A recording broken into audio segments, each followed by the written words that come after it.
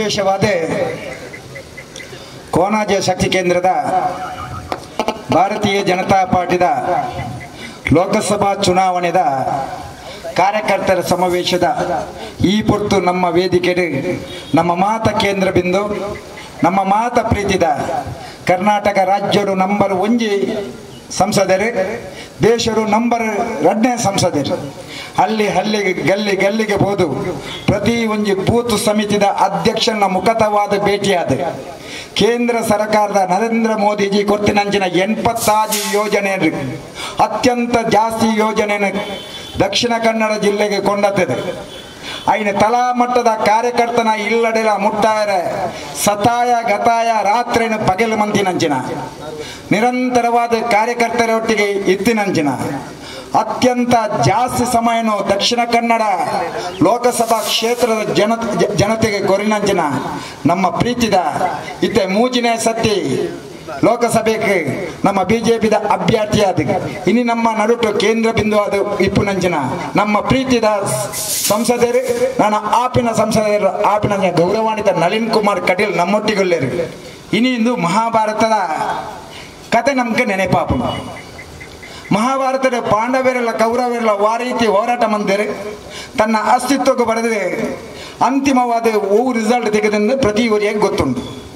ಇನಿ ನಮ್ಮಲ ಅವು ಎಂದು ಇಪ್ಪಣಿ ನಮ್ಮೆಲ್ಲರ ನಿರ್ಧಾರ ಮತ್ತೊಮ್ಮೆ ಮೋದಿ ಸರ್ಕಾರ ನಮ್ಮೆಲ್ಲರ ನಿರ್ಧಾರ ನಮ್ಮ ಮಾತ ನಿರ್ಧಾರ ಮಂತದಾತಲೇ ಅವು ಮತ್ತೊಮ್ಮೆ ಮೋದಿ ಸರ್ಕಾರ ಒಂದು ಯಾನ ಬನ್ಪುಣ್ಯತ್ತೆ ನಮ್ಮ ಸಂಸದರೇ ಬನ್ಪುಣ್ಯತ್ತೆ ಅತ್ಯಂತ 2 ವರ್ಷದ ಬಾಲದ ಬಾಡಿ ಕೆಂಡಲ ಏರು ಮಗ ಕೆಂಡ ನರೇಂದ್ರ ಮೋದಿಜಿ ಬನ್ಪೇರು 85 ಸ್ವಲ್ಪ ವರ್ಷದ ಪ್ರಾಯದ ಅಜ್ಜಿನಗಳ ಕೆಂಡಗ ನಮಗ ಈ ಸತಿ ನರೇಂದ್ರ ಮೋದಿಜಿ ಗೆಲ್ಪೇರು ಪನ್ಪುಣಂಗೆ ಆ ಆತ್ಮದ ಅಂತರಾತ್ಮಡಾಗ್ಲು ಪನ್ನೊಂದೊಲ್ಲೇರು ಕೋಡೆ ಒಂಜಿ ಬಾಲಪುಣಿ ಗ್ರಾಮ ಸಮಿತಿದ ಒಂಜಿ ಬೂತ್ಗೆ ಎಂಗ್ಲ 11:16 ಗಂಟೆಗೆ ಒಂಜಿ 40 ಜನ ಪೋಪೇರು ಐಟಿ 25 ಪೊಂಜನ ಆಗ್ಲಿಪ್ಪೇರು 15 ಆಂಜನ ಆಗ್ಲಿಪ್ಪೇರು ಇಲ್ಲಿ ಬೋದಾನಾಗ ಒಂಜಿ ಇಲ್ಲಲು ಸಾಯ್ಬೇರ್ನ ಇಲ್ಲದೆ ಎದುರು ಒಂಜಿ ಮುಸ್ಲಿಂ ಪೊಣ್ಣು ಉಂಟುದಲ್ಲ ತೂನಗ ಅವು ಮುಸ್ಲಿಂ ಪೊಣ್ಣ ಲೆಕ್ಕನೆ ತೋಜುಂಡು ನಮಕೇನೋ ಅಕ್ಕ ನಮಸ್ತೆ ಏರೆಗೆ ಇರ್ನ ಪುದರ್ ಎಂಚಾದ ಎನ್ನ ಪುದರ್ ಜೈನ ಪುಂದು ಪನ್ಪೇರು ಇದು ವಾ ಕಾಲೇಜಿಗೆ ಪೋತುನ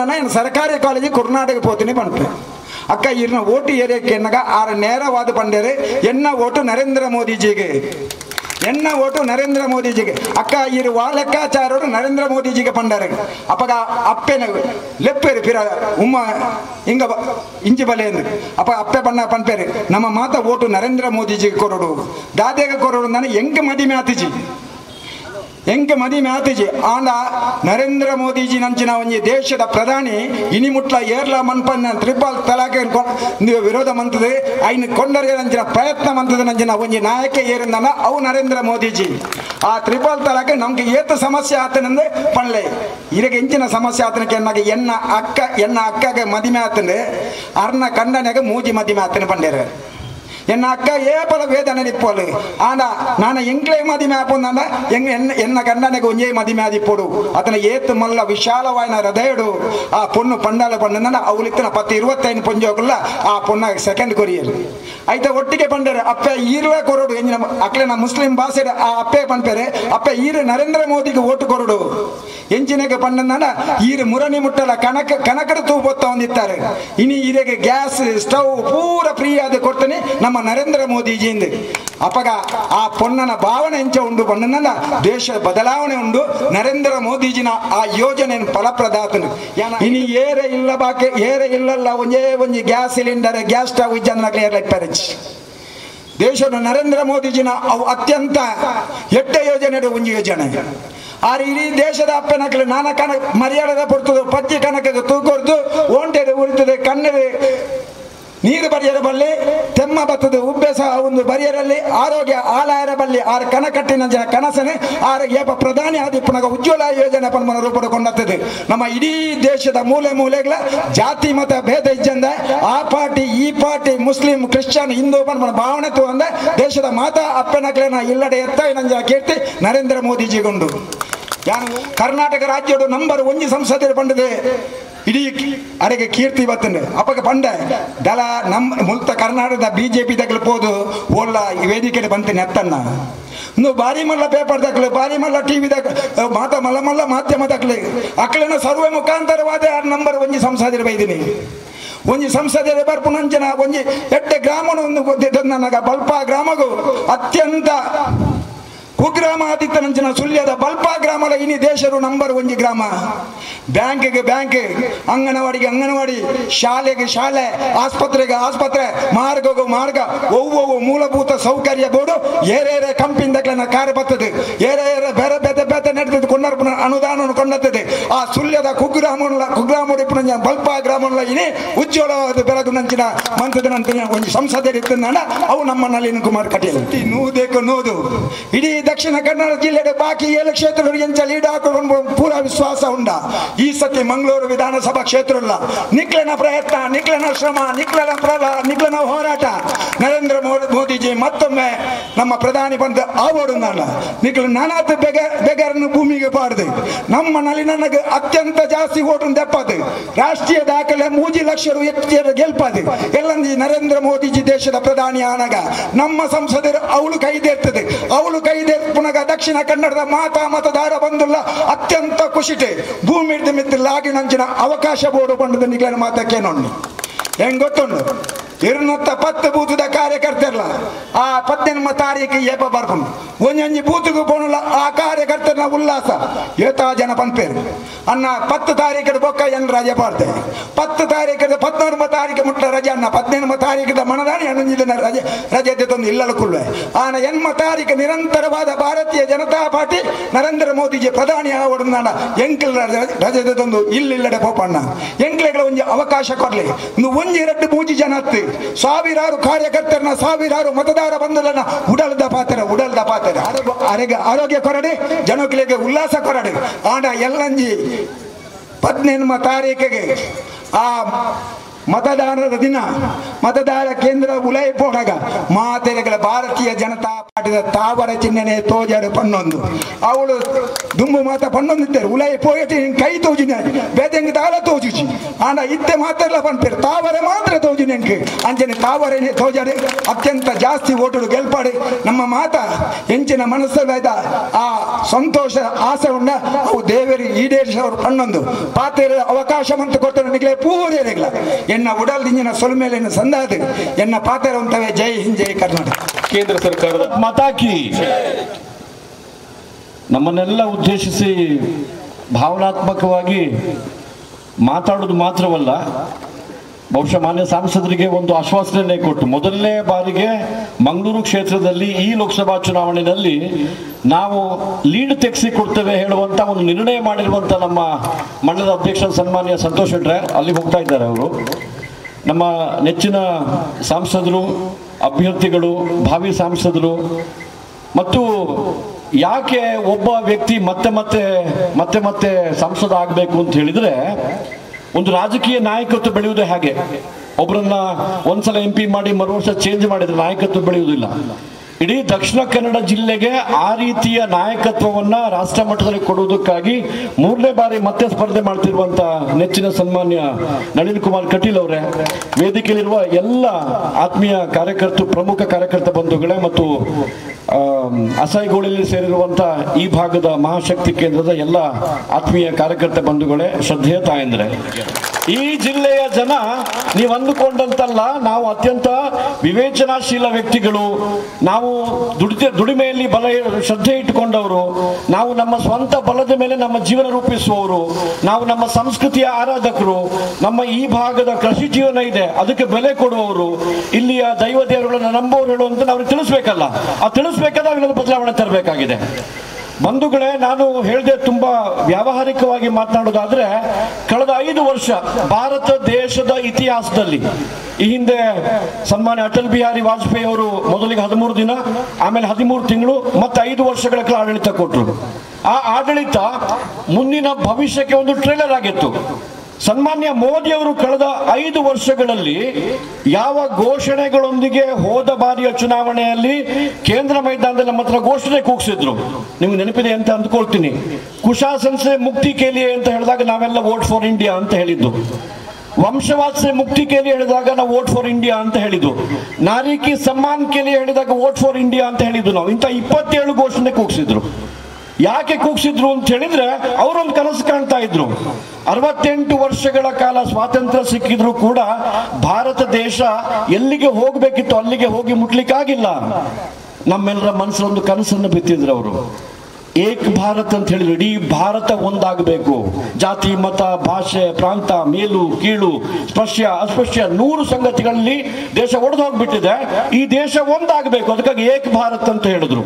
ಯಾವಾಗ ಈ ದೇಶ ಒಂದಾಗತ್ತೆ ಆಗ ಭಾರತ ಶ್ರೇಷ್ಠ ಭಾರತ ಆಗ್ಲಿಕ್ಕೆ ಸಾಧ್ಯ ಇದೆ ಅನ್ನುವ ಕನಸನ್ನ ಬಿತ್ತಿ ಏಕ್ ಭಾರತ್ ಶ್ರೇಷ್ಠ ಭಾರತಗಳು ಅಂತ ಕಲ್ಪನೆಯನ್ನು ಕೊಟ್ಟರು. ಇವತ್ತು ನಮ್ಮ ಪಕ್ಷದ ಮ್ಯಾನಿಫೆಸ್ಟೋ ಪ್ರಣಾಳಿಕೆ ಬಿಡುಗಡೆ ಆಗಿದೆ. ತಾಯಂದು ದೊಡ್ಡ ಸಂಖ್ಯೆಯಲ್ಲಿ ಇದ್ದೀರಿ. ಬಹುಶಃ ನಮ್ಮ ಎಲ್ಲಾ ರಾಜಕೀಯ ಪಕ್ಷಗಳ ಪ್ರಣಾಳಿಕೆ ತೆಗೆದು ನೋಡಿದ್ರೆ 35ನೇ ಅಂಶದಲ್ಲಿ 1.5 ಪುಟ ಕೇವಲ ತಾಯಂದ್ರಿಗಾಗಿದೆ. ಯಾವ ನಾರಿ ಕಿ ಸಮ್ಮಾನ್ ಕೆ ಲಿಯೆ ವೋಟ್ ಫಾರ್ ಇಂಡಿಯಾ ಅಂತ ಹೇಳಿದ್ರು ಅವರು ಪ್ರಾಮಾಣಿಕವಾಗಿ ಅದನ್ನು ಕಳೆದ 5 ವರ್ಷದಲ್ಲಿ ಮಾಡಿ ತೋರಿಸಿದ್ದಾರೆ. ನಮ್ಮ ತಾಯಂದ್ರು ಸೂರ್ಯೋದಯ ಆಗ್ಲಿಕ್ಕಿಂತ ಮುಂಚೆ ಇಲ್ಲ ಸಂಜೆ ಸೂರ್ಯಾಸ್ತಮ ಆದ್ಮೇಲೆ ತನ್ನ ಗಂಡನನ್ನ, ತನ್ನ ಸಹೋದರನನ್ನ, ತನ್ನ ಮಗನನ್ನ ಇಲ್ಲ ಒಂದು ಗುಂಪಾಗಿ ಬಹಿರ್ದಶೆ ಮಾಡ್ಲಿಕ್ಕೆ ಹೊರಗಡೆ ಹೋಗ್ಬೇಕಾದಂತ ಒಂದು ವಾತಾವರಣ ಇತ್ತು. ನಾರಿಕೆ ಸಮ್ಮಾನ ಹೇಳಿದ್ರೆ ಏನು? ಅಕಸ್ಮಾತ್ ಆ ಹೆಣ್ಮಕ್ಳೆಲ್ಲರೂ ಒಬ್ಳೆ ಹೋದ್ರೆ ಯಾವುದನ್ನ ಅನುಭವಿಸ್ಬೇಕಿತ್ತು, ಯಾವುದನ್ನ ಎದುರಿಸ್ಬೇಕಿತ್ತು? 2014 ಆಗಸ್ಟ್ 15ಕ್ಕೆ ಸ್ವಾತಂತ್ರ್ಯ ದಿನಾಚರಣೆಯ ಭಾಷಣ ಮಾಡಬೇಕಾದ್ರೆ ಸನ್ಮಾನ್ಯ ಪ್ರಧಾನಮಂತ್ರಿಗಳು ಸ್ವಚ್ಛ ಭಾರತದ ಘೋಷಣೆ ಕೊಟ್ಟರು.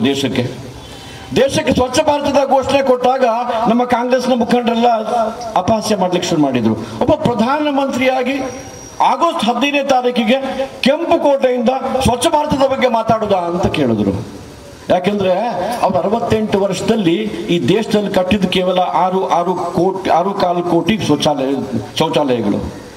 ಒಂದು ಸಣ್ಣ ನಿರ್ಣಯ, ಒಂದು ಸಣ್ಣ ಹೆಜ್ಜೆ ಈ ದೇಶದ ಎಲ್ಲ ಬಡವರ ಮನೆಯಲ್ಲೂ ಕೂಡ ಶೌಚಾಲಯ ನಿರ್ಮಾಣ ಆಗಬೇಕು ಅಂತ ನಿರ್ಣಯ ತಗೊಂಡ್ರು. ಸ್ವಚ್ಛ ಭಾರತದ ಅಡಿ ಈ ದೇಶದಲ್ಲಿ 9.5 ಕೋಟಿ ಮನೆಗಳಿಗೆ ಶೌಚಾಲಯ ಕಟ್ಟಿಸುವಂತ ಕೆಲಸ ಮಾಡಿದ್ರು. ಈ ಸಣ್ಣ ಕೆಲಸದಿಂದ ಏನಾಯ್ತು?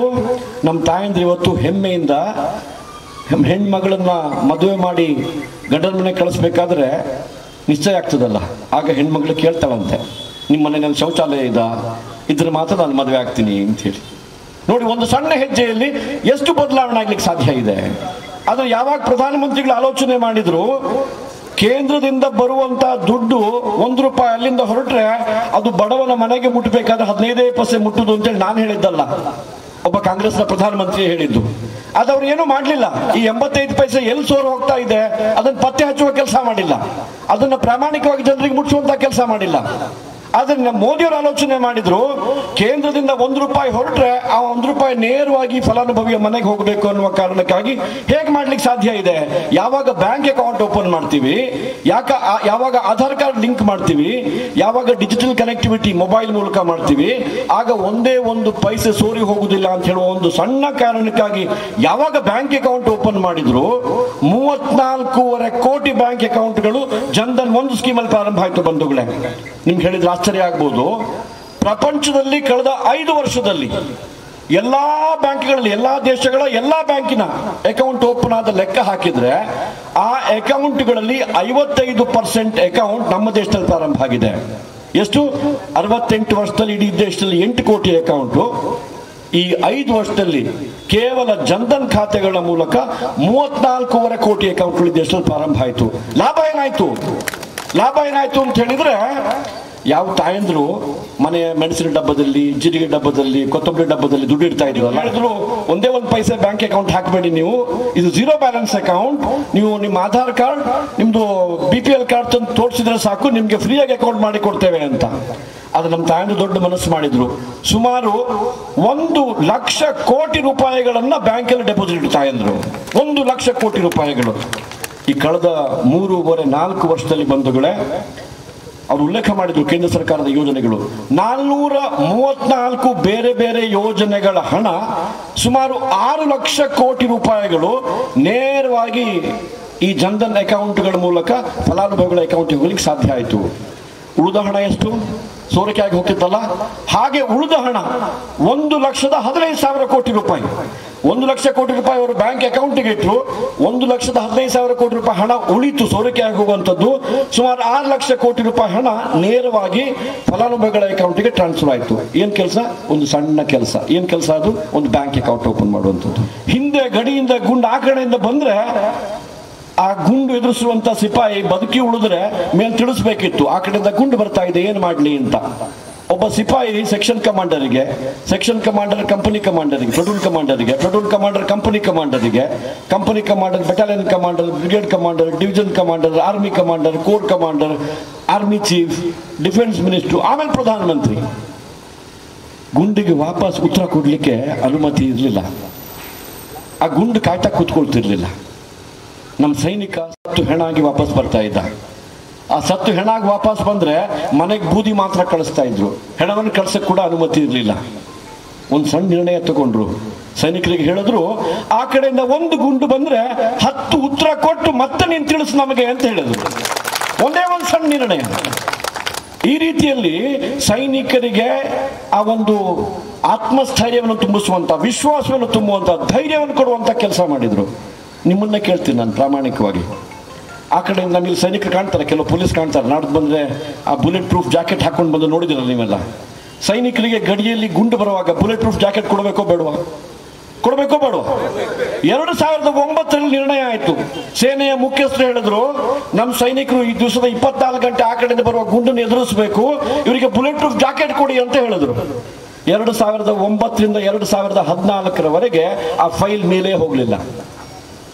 ಸನ್ಮಾನ್ಯ ಮೋದಿಯವರು ಪ್ರಧಾನಮಂತ್ರಿಗಳಾದ್ರು, 2ನೇ 3ನೇ ಏನು ಸಂಪುಟ ದರ್ಜೆ ಸಭೆ ಆಗ್ತದೆ, ಆ ಸಂಪುಟದ ನಿರ್ಣಯ ಮಾಡಿದ್ರು, ನಮ್ಮ ದೇಶದ ಎಲ್ಲಾ ಸೈನಿಕರಿಗೆ ಬೇಕಾದಂತ 1,86,000 ಬುಲೆಟ್ ಪ್ರೂಫ್ ಜಾಕೆಟ್ಗಳನ್ನ ಈ ದೇಶ ಖರೀದಿ ಮಾಡಬೇಕು ಮತ್ತು ಮುಂದಿನ ದಿನಗಳಲ್ಲಿ ಭಾರತ ದೇಶದಲ್ಲಿ ಉತ್ಪಾದನೆ ಮಾಡಬೇಕು ಅಂತ ಹೇಳಿಕೊಂಡು ಒಬ್ಬ ಒಂದು ಸಣ್ಣ ನಿರ್ಣಯ ತಗೊಳ್ತಾನೆ. ನಮ್ಮ ಸೈನಿಕರು ಬುಲೆಟ್ ಪ್ರೂಫ್ ಜಾಕೆಟ್ ಹಾಕೊಂಡು ಇವತ್ತು ಹೆಚ್ಚು ಧೈರ್ಯದಿಂದ ಶತ್ರುವಿನ ಬುಲೆಟ್ ಅನ್ನು ಎದುರಿಸಲಿಕ್ಕೆ ಧೈರ್ಯ ಆಗ್ತಾ ಇದೆ. 56 ದೇಶಗಳ ಪರ್ಯಟನೆ ಮಾಡಿದ್ದಾರೆ ಕಳೆದ 4-5 ವರ್ಷದಲ್ಲಿ. ಎಲ್ಲಿ ಪ್ರಧಾನಮಂತ್ರಿ ಹೋಗ್ತಾರೆ, ಎಲ್ಲಿ ಮೋದಿ ಅವರು ಹೋಗ್ತಾರೆ, ಅವರು ಕೇಂದ್ರದಲ್ಲಿರ್ತಾರೆ. ಅತ್ಯಂತ ಮುಂದುವರಿದ ರಾಷ್ಟ್ರಗಳಾದ ಅಮೆರಿಕ ಇರಬಹುದು, ಜರ್ಮನಿ ಇರಬಹುದು, ಚೈನಾ ಇರಬಹುದು, ಇಂಗ್ಲೆಂಡ್ ಇರಬಹುದು, ಫ್ರಾನ್ಸ್ ಇರಬಹುದು, ಅಲ್ಲಿನ ಪ್ರಧಾನಮಂತ್ರಿಗಳು, ಅಲ್ಲಿ ಅಧ್ಯಕ್ಷರು ಇವರ ಆ ಕಡೆ ಈ ಕಡೆ ನಿಂತ್ಕೊಂಡು ಮಾತಾಡ್ತಾರೆ ಇವ್ರ ಹತ್ರ. ನೀವು ನಿಮ್ಮ ಸ್ನೇಹಿತರು ಯಾರಾದ್ರೂ ಗಲ್ಫ್ ಅಲ್ಲಿದ್ದಾರೆ, ಅಮೆರಿಕದಲ್ಲಿದ್ದಾರೆ ಅಥವಾ ವಿದೇಶಗಳಲ್ಲಿದ್ದಾರೆ ಅಂತ ಹೇಳಿ ಅವ್ರನ್ನ ಕರೆದು ಕೇಳಿ, ಕಳೆದ 5 ವರ್ಷದಲ್ಲಿ ಒಬ್ಬ ಭಾರತೀಯನಿಗೆ ಪ್ರಪಂಚದಲ್ಲಿ ಯಾವ ತರದ ಸ್ಥಾನಮಾನ, ಯಾವ ತರದ ಗೌರವ ಸಿಗ್ತಾ ಇದೆ ಇವತ್ತು. ತಮಾಷೆ ಮಾಡ್ತಾರಲ್ಲ, ಚಪ್ಪನ್ ಇಂಚ್ಕ ಛಾತಿ ಅಂತ ಹೇಳ್ಕೊಂಡು ತಮಾಷೆ ಮಾಡ್ತಾರಲ್ಲ, 56 ವರ್ಷ ಮೋಜು ಮಸ್ತಿ ಮಾಡ್ಲಿಕ್ಕೆ ತಿರುಗಾಡಿದ್ರು ಅಂತ ಹೇಳ್ಕೊಂಡು ಏನಾಯ್ತು ಪರಿಣಾಮ ಅದರದ್ದು? ಕಾರ್ಗಿಲ್ ಯುದ್ಧ ಆಗಿತ್ತು. ಕಾರ್ಗಿಲ್ ಯುದ್ಧ ಪ್ರಾರಂಭ ಆಗಬೇಕಾದ್ರೆ 2 ಮಿರಾಜ್ ವಿಮಾನಗಳು ಕೆರಳಿಗೆ ಉಳಿದಿದ್ದು, ಬಂಧುಗಳೇ, ಕೆರಳಿಗೆ ಬಿದ್ದಿದ್ದು.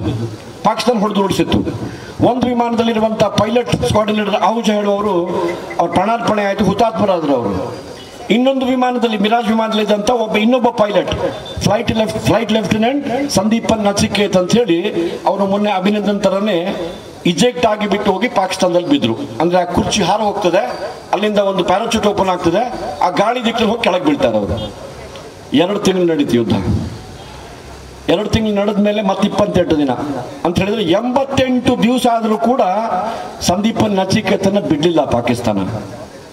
ಈ ಚಪ್ಪನ್ ಇಂಚ್ಕ ಛಾತಿ 56 ದೇಶಗಳ ಪ್ರವಾಸ ಮಾಡಿದ್ರಲ್ಲ ಸನ್ಮಾನ್ಯ ಮೋದಿ ಅವರು, ಚಾಯ್ವಾಲಾ ಪ್ರಧಾನಮಂತ್ರಿ ಆದ್ರಲ್ಲ, ಅದರ ಪರಿಣಾಮ ಏನಾಯ್ತು ಅಂತ ಕೇಳಿದ್ರೆ ಬಂಧುಗಳೇ, ವಿಂಗ್ ಕಮಾಂಡರ್ ಅಭಿನಂದನ್ 48 ಗಂಟೆಯ ಒಳಗೆ ಪ್ರಾರಂಭದಲ್ಲಿ ಲೋಕಲ್ ಸ್ವಲ್ಪ ಹೊಡೆದು ಬಿಟ್ರೆ, ಅಲ್ಲಿಯ ಅಧಿಕಾರಿಗಳು ಚಾಯ್ವಾಲನ ದೇಶದಿಂದ ಬಂದಂತ ಅಭಿನಂದನ್ಗೆ ಚಾ ಕುಡಿಸಿಬಿಟ್ಟು ಮರ್ಯಾದೆಯಿಂದ ಗೌರವದಿಂದ ನಮ್ಮ ದೇಶಕ್ಕೆ ವಾಪಸ್ ಕಳಿಸಿದ್ರು.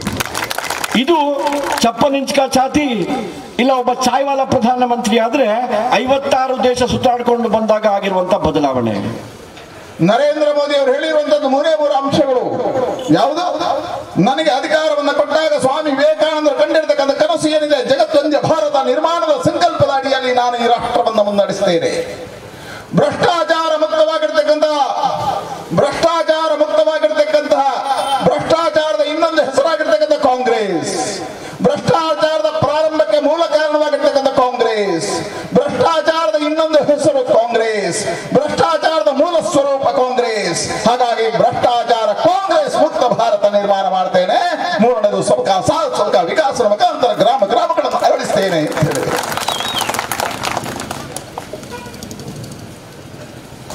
5 ವರ್ಷದ ನಂತರ ಮತ್ತೆ ಯಾಚನೆಗೆ ಆಶೀರ್ವಾದ ಕೇಳುವುದಕ್ಕೆ ನಾವು ಲೋಕಸಭಾ ಸದಸ್ಯರ ಜೊತೆಯಾಗಿ ಇವತ್ತು ನರೇಂದ್ರ ಮೋದಿ ಹೋಗ್ತಾ ಇದ್ದಾರೆ. ಆ 3 ಶಬ್ದಗಳ ಉಲ್ಲೇಖ ಏನು ಮಾಡಿದ್ರೆ ಅದನ್ನು ಸಂಕಲ್ಪವನ್ನ ಈಡೇರಿಸಿ ಇವತ್ತು ಜನ ಮತದಾರರ ಎದುರು ಈ ಮತದಾರ ದೇವನ ಎದುರು ಆಶೀರ್ವಾದ ಕೇಳುವುದಕ್ಕೆ ಹೋಗುತ್ತಿದ್ದಾರೆ. ಹಾಗಾಗಿ 3 ವಿಷಯಗಳನ್ನ ಸಂಕಲ್ಪಗಳನ್ನ ಈಡೇರಿಸಿದ್ದಕ್ಕಾಗಿ ಇವತ್ತು ಭಾರತದ ಪ್ರತಿಯೊಬ್ಬ ವಿಶ್ವಾಸ ನಂಬಿಕೆಗಳನ್ನ ನರೇಂದ್ರ ಮೋದಿಯ ಮೇಲೆ ಇಟ್ಟಿದ್ದಾರೆ. ಯಾವುದು ಜಗತ್ತೊಂದೇ ಭಾರತ. ಅಮೆರಿಕದ ಅಧ್ಯಕ್ಷ ಟ್ರಂಪ್ ಹೇಳ್ತಾರೆ, ಈ ಜಗತ್ತಿನಲ್ಲಿ ಮುಂದಿನ ದಿನಗಳಲ್ಲಿ ಒಂದೊಂದು ದೇಶಗಳ ಜೊತೆ ಯುದ್ಧಗಳು ಪ್ರಾರಂಭ ಆಗ್ತಾ ಇದ್ದಾವೆ, ಅಶಾಂತಿಯ ವಾತಾವರಣಗಳಿದ್ದಾವೆ, ಧರ್ಮ ಮತಗಳ ಮೇಲೆ ಭೇದ ವಿಭಾಗಗಳು ಪ್ರಾರಂಭ ಆಗಿದ್ದಾವೆ. ಜಗತ್ತನ್ನು ಒಂದು ಮಾಡಿ ಶಾಂತಿಯುತವಾಗಿರ್ತಕ್ಕಂಥ ಮಾತುಕತೆ ಮಾಡಲಿಕ್ಕೆ ಈ ಜಗತ್ತಿನಲ್ಲಿ ಯಾವುದಾದ್ರೂ ಒಂದು ದೇಶಕ್ಕೆ ಶಕ್ತಿ ಇದ್ರೆ ಅದು ಭಾರತಕ್ಕಿದೆ. ಅದರ ನಾಯಕತ್ವವನ್ನು ನರೇಂದ್ರ ಮೋದಿಗೆ ತಗೊಳ್ಳಿಕ್ಕೆ ಸಾಧ್ಯತೆ ಇದೆ ಅಂತ ಹೇಳ್ತಾರೆ. ಹಾಗಾಗಿ ಜಗತ್ತು ಭಾರತದ ಕಡೆಗೆ ನೋಡ್ತಾ ಇದೆ. ನರೇಂದ್ರ ಮೋದಿ ಅವರು ತನ್ನ 5 ವರ್ಷದ ಆಳ್ವಿಕೆಯಲ್ಲಿ ಜಗತ್ತೇ ಭಾರತ ಕಡೆಗೆ ನೋಡುವಂತೆ ಮಾಡಿದ್ರಲ್ಲ. ಭಾರತದ ಸಾಂಸ್ಕೃತಿಕ ಪರಂಪರೆಯಾಗಿರ್ತಕ್ಕಂಥ ಋಷಿಮುನಿಗಳ ಕೊಡುಗೆಯಾಗಿರ್ತಕ್ಕಂಥ ಯೋಗವನ್ನ ವಿಶ್ವ ದಿನಾಚರಣೆಯ ಯೋಗ ದಿನಾಚರಣೆಯಿಂದ ಮಾಡಿ 153 ದೇಶಗಳು ಯೋಗವನ್ನು ಆಚರಣೆ ಮಾಡುವ ಹಾಗೆ ಅದ್ಯಾಕೆ ಜಗತ್ತಿನ ಹಿರಿಯನ್ನ ಅಮೆರಿಕದ ಅಧ್ಯಕ್ಷ ಒಬಾಮನೇ ಮಾರ್ಗದ ಮಧ್ಯೆ ಕೂತು ಯೋಗವನ್ನ ನೋಡುವ ಕಣ್ಣಿನಲ್ಲಿ ಆ ದೃಷ್ಟಿಯನ್ನು ತೋರಿಸಿಕೊಟ್ಟಿರ್ತಕ್ಕಂಥ ಪ್ರಧಾನಮಂತ್ರಿ ಇದ್ದಾರೆ ನರೇಂದ್ರ ಮೋದಿ. ಇವತ್ತು ಒಬಾಮ ಮಾರ್ಗದ ಮಧ್ಯೆ ಯೋಗ ಮಾಡಿದ್ರಲ್ಲ.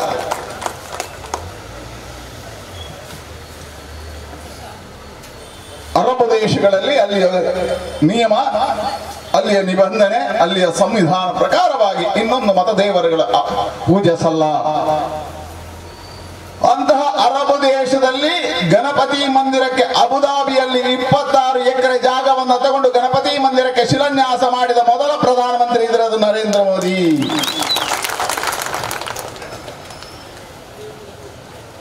ಜಗತ್ತಿನ ಇತಿಹಾಸದಲ್ಲಿ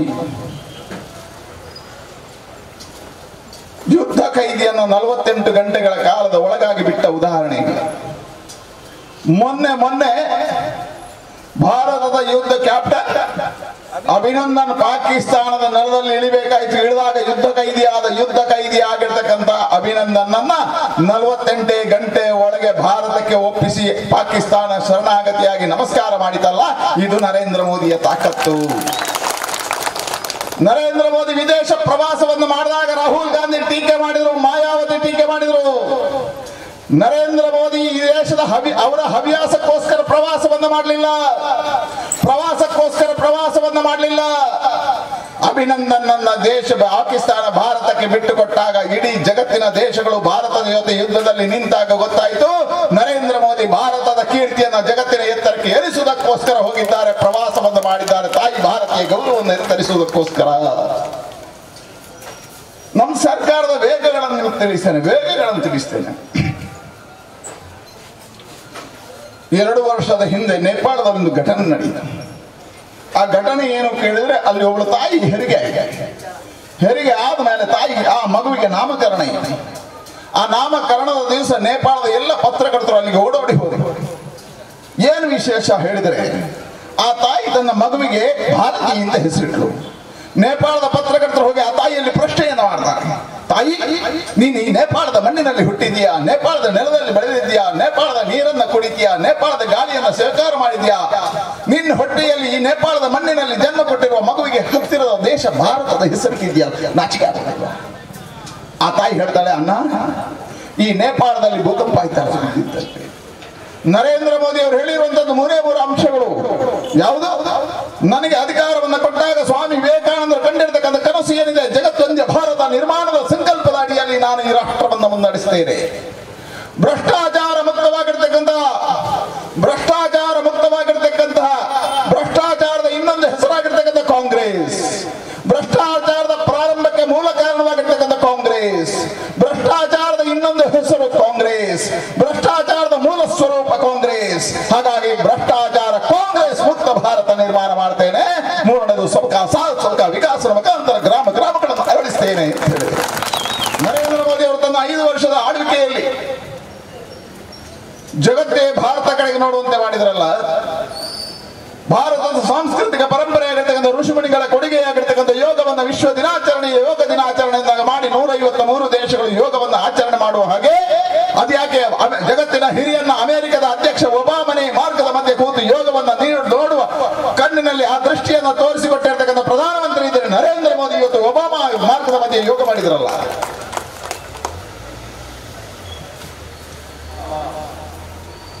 ಅಂತಹ ಅರಬ್ ದೇಶದಲ್ಲಿ ಗಣಪತಿ ಮಂದಿರಕ್ಕೆ ಅಬುದಾಬಿಯಲ್ಲಿ 26 ಎಕರೆ ಜಾಗವನ್ನು ತಗೊಂಡು ಗಣಪತಿ ಮಂದಿರಕ್ಕೆ ಶಿಲಾನ್ಯಾಸ ಮಾಡಿದ ಮೊದಲ ಪ್ರಧಾನಮಂತ್ರಿ ಇದ್ರೆ ಅದು ನರೇಂದ್ರ ಮೋದಿ.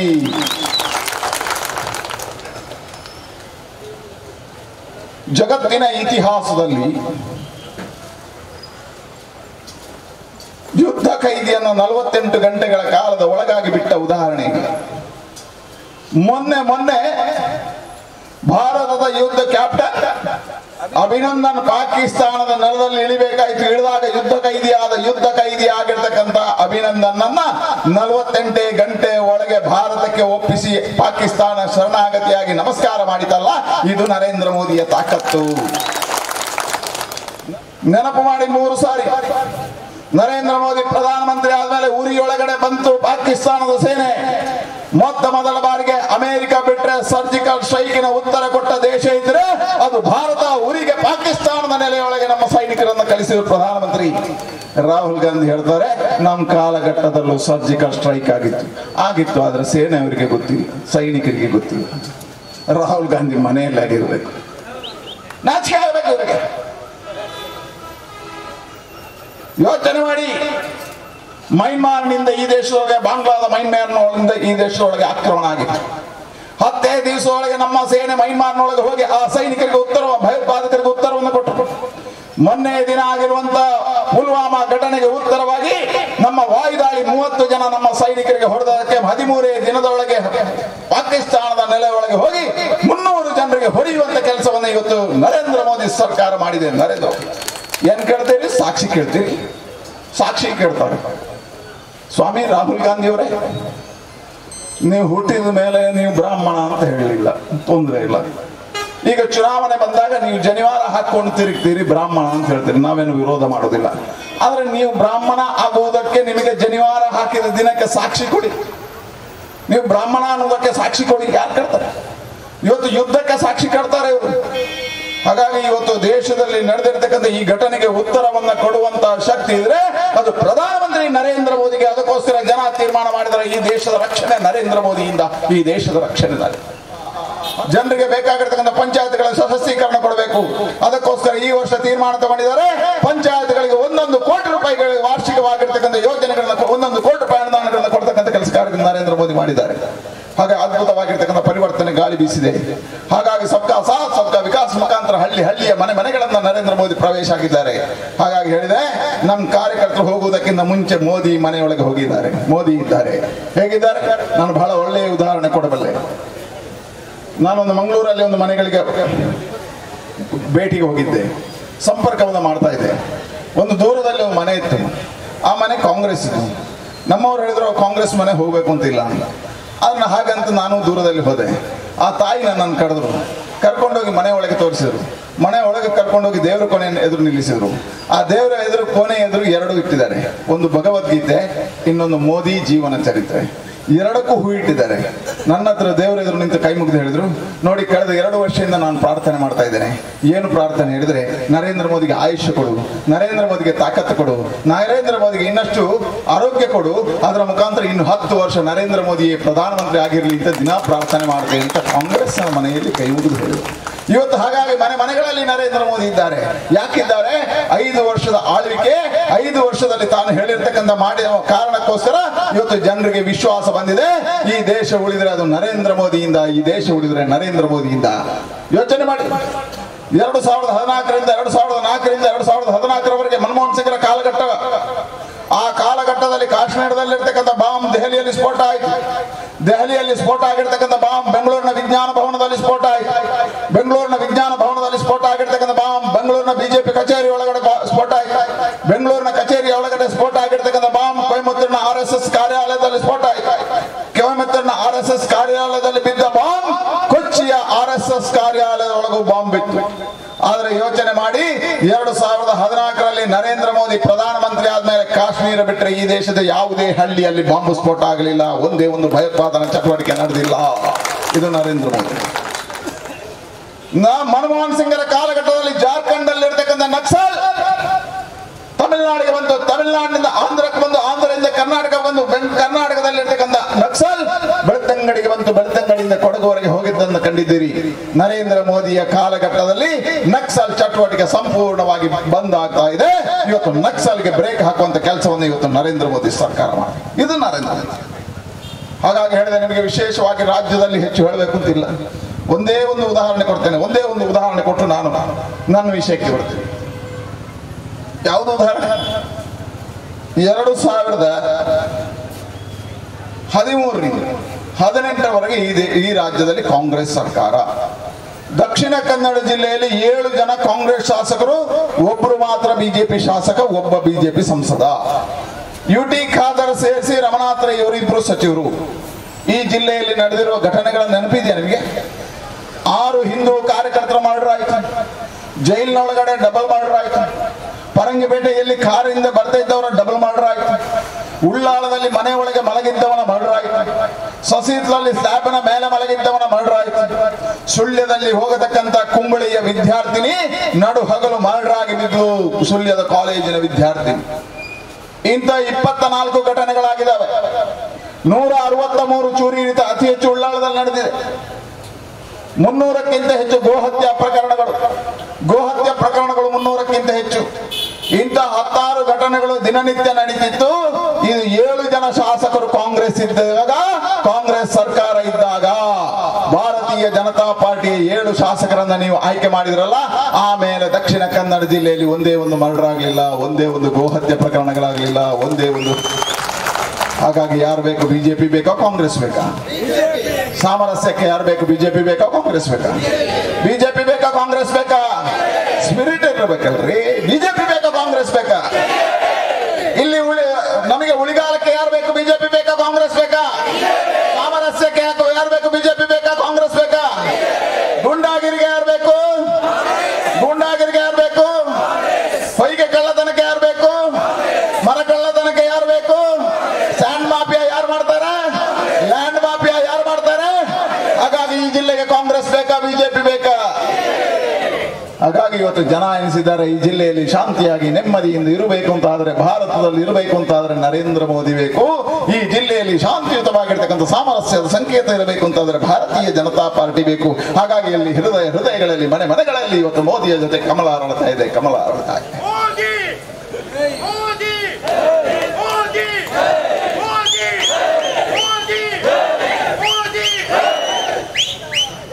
ತಾಯಿ ಭಾರತೀಯ ಗೌರವದ ಚುನಾವಣೆ. ಈ ಚುನಾವಣೆ ತಾಯಿ ಭಾರತಿ ಜಗತ್ತೊಂದಿಯಾಗುವ ಚುನಾವಣೆ. ಈ ಚುನಾವಣೆ ಜಗತ್ತಿನಲ್ಲಿ ಭಾರತ ತಲೆ ಎತ್ತಿ ನಿಲ್ಲುವ ಚುನಾವಣೆ. ಈ ಚುನಾವಣೆ ಭಾರತದ ರಕ್ಷಣೆಯ ಚುನಾವಣೆ. ಈ ಚುನಾವಣೆ ಭಾರತದ ಗೌರವದ ಚುನಾವಣೆ. ಹಾಗಾಗಿ ಈ ಭಾರತದ ಗೌರವವನ್ನು ಉಳಿಸುವ ಏಕೈಕ ನಾಯಕ ನರೇಂದ್ರ ಮೋದಿ. ಈ ಭಾರತವನ್ನು ರಕ್ಷಣಾ ಮುಖಾಂತರ ಉಳಿಸುವ ಏಕೈಕ ನಾಯಕ ನರೇಂದ್ರ ಮೋದಿ. ಈ ದೇಶದ ಜಗತ್ತೊಂದೇ ಮಾಡತಕ್ಕಂಥ ನಾಯಕ ಇದ್ರೆ ನರೇಂದ್ರ ಮೋದಿ. ಹಾಗಾಗಿ ನರೇಂದ್ರ ಮೋದಿ ಬೇಕಾ? ರಾಹುಲ್ ಗಾಂಧಿ ಬೇಕಾ? ಮೋದಿ ಬೇಕಾ? ರಾಹುಲ್ ಗಾಂಧಿ ಬೇಕಾ? ಮೋದಿ ಬೇಕಾ? ಗಾಂಧಿ ಬೇಕಾ? ಮೋದಿ ಬೇಕಾ? ಡೋಂಗಿ ಗಾಂಧಿ ಬೇಕಾ? ಮೋದಿ ಬೇಕಾ? ಪ್ರಿಯಾಂಕಾ ಗಾಂಧಿ ಬೇಕಾ? ನರೇಂದ್ರ ಬೇಕಾ? ರಾಹುಲ್ ಬೇಕಾ? ನರೇಂದ್ರ ಬೇಕಾ? ರಾಹುಲ್ ಬೇಕಾ? ನರೇಂದ್ರ ಬೇಕಾ? ರಾಹುಲ್ ಬೇಕಾ? ಮೋದಿ ಬೇಕಾ? ಡೋಂಗಿ ಗಾಂಧಿ ಬೇಕಾ? ಚೌಕಿದಾರ್ ಬೇಕಾ? ನಾಮದಾರ್ ಬೇಕಾ? ಚೌಕಿದಾರ್ ಬೇಕಾ? ನಾಮದಾರ್ ಬೇಕಾ? ಚೌಕಿದಾರ್ ಬೇಕಾ? ನಾಮದಾರ್ ಬೇಕಾ? ಚೌಕಿದಾರ್ ಗೆಲ್ಬೇಕು ಅಂತ ಆದ್ರೆ ಮಂಗಳೂರಲ್ಲಿ ಯಾರು ಗೆಲ್ಬೇಕು? ಚೌಕಿದಾರ್ ಗೆಲ್ಬೇಕಾದ್ರೆ ಮಂಗಳೂರಲ್ಲಿ ಯಾರು ಗೆಲ್ಬೇಕು? ಚೌಕಿದಾರ್ ಗೆಲ್ಬೇಕಾದ್ರೆ ಮಂಗಳೂರಲ್ಲಿ ಯಾರು ಗೆಲ್ಬೇಕು? ಚೌಕಿದಾರ್ ಗೆಲ್ಬೇಕಾದ್ರೆ ಮಂಗಳೂರಲ್ಲಿ ಯಾರು ಗೆಲ್ಬೇಕು? 18ಕ್ಕೆ ಯಾರಿಗೆ ಓಟ್ ಹಾಕಬೇಕು? ತಾವರೆಗೆ ಹಾಕಬೇಕು. 18ಕ್ಕೆ ಯಾರಿಗೆ ಓಟ್ ಹಾಕಬೇಕು? ತಾವರೆಗೆ ಓಟ್ ಹಾಕಬೇಕು. 18ಕ್ಕೆ ಯಾರಿಗೆ ಓಟ್ ಹಾಕಬೇಕು? ತಾವರೆಗೆ ಹಾಕಬೇಕು. ಹಾಗಾಗಿ ಕಳೆದ 30 ವರ್ಷಗಳಿಂದ ಭಾರತೀಯ ಜನತಾ ಪಾರ್ಟಿಗೆ ದಕ್ಷಿಣ ಕನ್ನಡ ಜಿಲ್ಲೆಯ ಜನ ಆಶೀರ್ವಾದವನ್ನು ಮಾಡಿದ್ದಾರೆ. ಕಳೆದ 30 ವರ್ಷದಿಂದ ದಕ್ಷಿಣ ಕನ್ನಡ ಜಿಲ್ಲೆಯ ಲೋಕಸಭಾ ಸದಸ್ಯರನ್ನು ಭಾರತೀಯ ಜನತಾ ಪಾರ್ಟಿಗೆ ಆಶೀರ್ವಾದ ಮಾಡಿದ್ದಾರೆ. ಹಾಗಾಗಿ ಆ ದಕ್ಷಿಣ ಕನ್ನಡ ಜಿಲ್ಲೆಯ ಜನರ ಜೊತೆ ಸಂವಾದವನ್ನು ಮಾಡಬೇಕು, ಜನರ ಆಶೀರ್ವಾದವನ್ನು ಮಾಡಬೇಕು. ಮತ್ತೊಮ್ಮೆ ಪ್ರಧಾನಮಂತ್ರಿ ಆಗುವುದಕ್ಕಿಂತ ಮುಂಚೆ ಕರಾವಳಿ ಜಿಲ್ಲೆಯ ಜನತೆಯ ಜೊತೆ ಮಾತನಾಡಬೇಕು, ಕಾರ್ಯಕರ್ತರ ಜೊತೆ ಸಂವಾದ ಮಾಡಬೇಕು ಅಂತ 13ನೇ ತಾರೀಕು ಮಧ್ಯಾಹ್ನ 3:30 ಗಂಟೆಗೆ ನರೇಂದ್ರ ಮೋದಿ ಅವರು ಮಂಗಳೂರಿಗೆ ನಿಮ್ಮನ್ನು ಹುಡುಕಿಕೊಂಡು ಬರ್ತಾರೆ. ಸಹಸ್ರ ಸಂಖ್ಯೆಯಲ್ಲಿ ಬಂದು ನರೇಂದ್ರ ಮೋದಿ ಅವರೇ ನಿಮ್ಮ ಜೊತೆ ನಾವಿದ್ದೇವೆ ಅನ್ನುವಂತ ಪ್ರತಿಜ್ಞೆಯನ್ನು ತೊಡಬೇಕು. ಅದಕ್ಕೋಸ್ಕರ ನೀವೆಲ್ಲ ಮಂಗಳೂರಿಗೆ ಬರಬೇಕು ಅಂತ ಹೇಳ್ತಾ